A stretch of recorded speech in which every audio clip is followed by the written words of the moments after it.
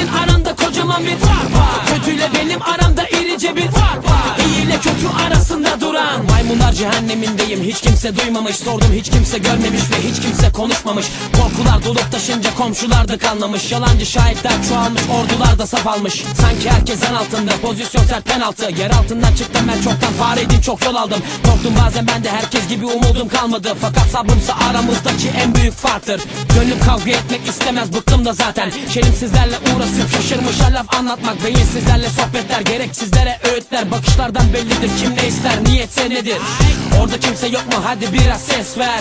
Orada ben sıkıldım, yaklaş bana el ver. Eninde sonunda görüşeceğiz elbet. Şimdilik benden bu kadar, iyi bu mesafe.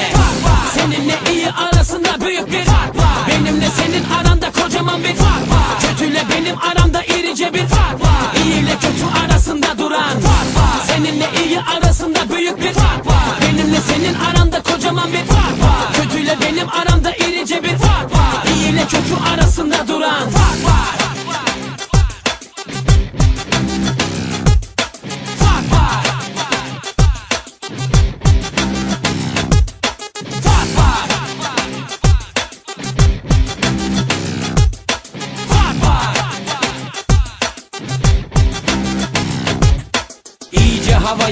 Havaya gir iyice. Ben yorulmam, kondisyonum tapta diyecek. Sahnede büyülerim tam 1,5 saat. Seyirciyle birleşir bir bütün oluruz o an. Gözünü kapat ve dinle bence en azından.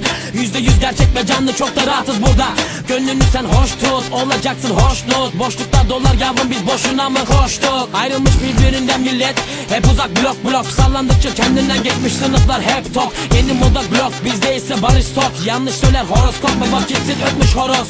Festivaller özgürlük barış demekti, ne oldu? İnsanoğlu İstanbul'da bu kuralı bozdu.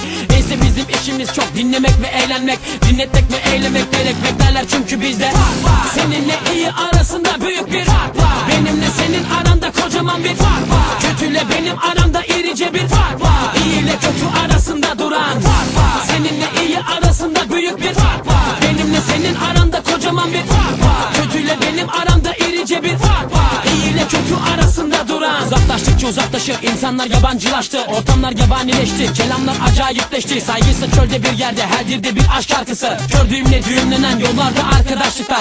Eğlenmek de şart, biraz kafa dağılmadan oynanmaz. Her gün bayram olmaz, ancak arada bir coşmak farz. Kuruntulardan kurtulmak, kırıntılarla kalmamak. Yosun tutan bir kimse değildi, ışığı parlayan olmak. Sen sıkma canını, ben buradayım her daim. Coşturmak için hazır gönüllerde yer varsa. Geldiğim yerdeyim, elimde kağıt kalemim. Elimde açık kartlarım ve elimdeki mikrofonla. Seninle iyi arasında büyük bir fark var. Benimle senin aranda kocaman bir fark var. Kötüyle benim aramda irice bir fark var. İyi ile kötü arasında duran fark var. Seninle iyi arasında büyük bir fark var. Benimle senin aranda kocaman bir fark var. Kötüyle benim aramda irice bir fark var. İyi ile kötü arasında duran fark var.